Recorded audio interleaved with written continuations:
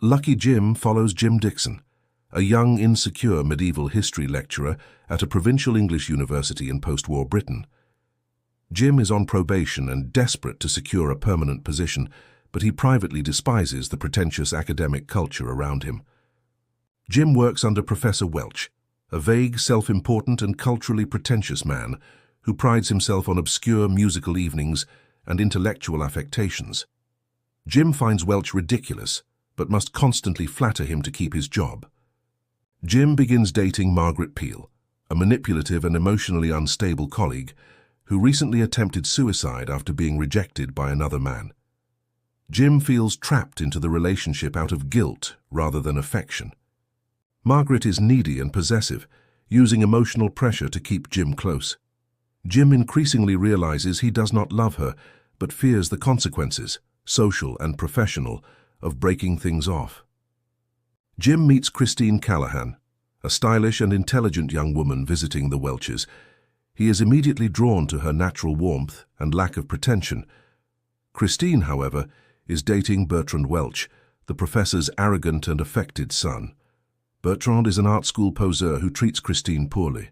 Jim views him as everything he dislikes about privileged, self-satisfied intellectuals. Jim is tasked with organizing and delivering a public lecture on Merry England as part of his probationary evaluation. Public speaking terrifies him, and he procrastinates preparing the lecture. Her disastrous weekend at the Welch's countryside home intensifies Jim's humiliation. He drunkenly burns his bedclothes with a cigarette and contorts his face in private, anti-Welch grimaces, symbolic acts of rebellion against academic hypocrisy. Jim's situation deteriorates when he accidentally attends a concert he was trying to avoid, behaves awkwardly, and continues disappointing Professor Welch. His job security becomes increasingly uncertain. Meanwhile, Jim learns that Margaret exaggerated her suicide attempt and has been manipulating him emotionally. This revelation strengthens his resolve to end their relationship. Jim and Christine grow closer, especially after Christine begins to see through Bertrand's selfishness. Jim confesses his feelings, though complications remain due to their respective entanglements. The climactic moment arrives with Jim's public lecture. Hungover and nearly incoherent, he delivers a chaotic, drunken speech that veers wildly off topic, mocks academic cliches, and barely resembles scholarship. The performance effectively ruins his standing at the university. Professor Welch decides not to renew Jim's position.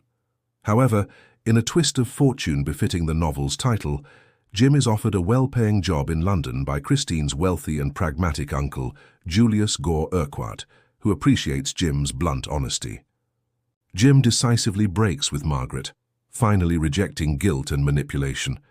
Margaret quickly transfers her affections to another academic, revealing her emotional resilience.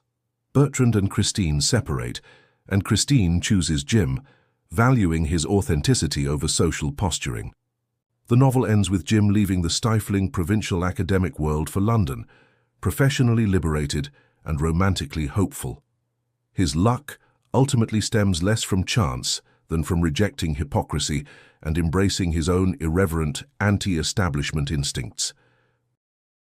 Please like, comment, share, and subscribe for more videos.